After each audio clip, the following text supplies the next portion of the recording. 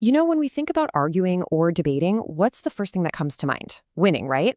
But what if the goal wasn't to win at all? Today, we're going to look at a really interesting approach to communication that comes from, of all places, a sixth grade lesson plan. It completely flips the script on what it means to persuade someone. It really challenges how most of us think about making a point. So let's dive in. Okay, so this is the heart of it right here. This is the big idea that drives this whole thing. It's asking us to just forget about winning the debate, forget about crushing the other person with your mountain of facts. Instead, this way of thinking sets a totally different target, and that target is connection. The goal is to reach someone, not beat them. So you might be wondering, how does this actually work in practice? Well, it all starts by fundamentally shifting our goal, moving away from conflict and toward connection. The lesson plan lays this out really clearly. It shows two different paths you can take. On one side, you've got arguments that are built on pride. And the goal here, it's simple, to win. But the lesson says these arguments eventually just crumble. But then, on the other side, you have arguments that are built on truth and love. And here, the goal is to reach someone. The result? These arguments stand strong. It's a pretty powerful contrast, right? It's basically ego versus empathy. Okay, so that's the big idea, the philosophy behind it all. But how do you actually teach this? Well, the next step is all about crafting the message itself, starting with writing. Now, the writing process here seems pretty simple on the surface. Step 1, the students write their final draft. But here's the kicker. The really important part comes next. It's a final reflection. See, it's not enough to just get the words down on paper. They have to actually stop and think about the purpose and the potential impact of those words. And this is the very first question they have to ask themselves. It makes them go back and really look at their own writing. It's like, okay, are the facts there? Yep, that's the truth part. But what about the tone? What about the words you chose? Is there respect for the person reading it? That's the love part. It's a really deliberate check on the writer's own intentions. Then there's this second question, which brings in a spherical element. It frames the whole idea of persuasion as this positive, constructive force. The focus totally shifts from how can I win this argument to how could this message actually be used to encourage someone?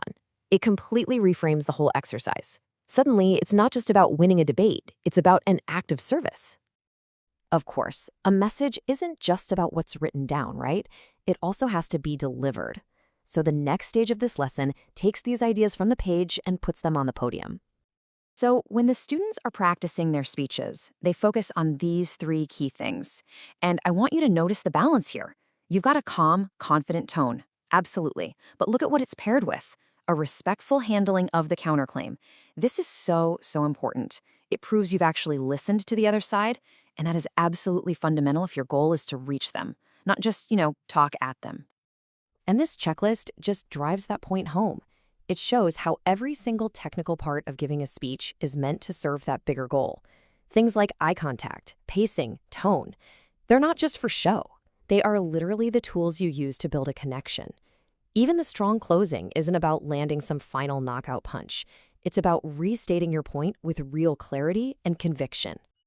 So when you put it all together, what does true persuasion actually look like in this system?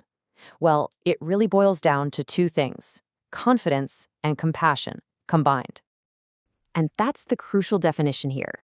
True persuasion is confidence and compassion working together, hand in hand.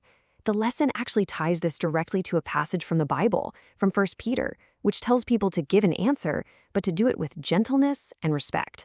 It's not about choosing one or the other. You need both.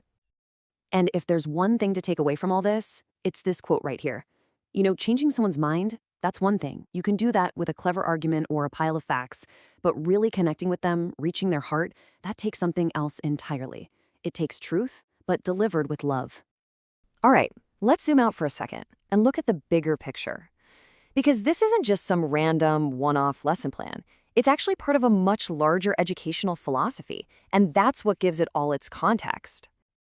This whole lesson comes from a curriculum called the HeroesMart Academy Godly Learners Series. And its mission is very clear: to weave biblical morality into every single part of education.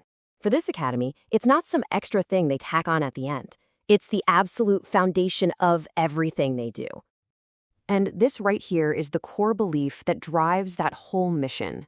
The Academy works from this principle, that knowledge without a moral compass isn't just incomplete, it can actually be harmful.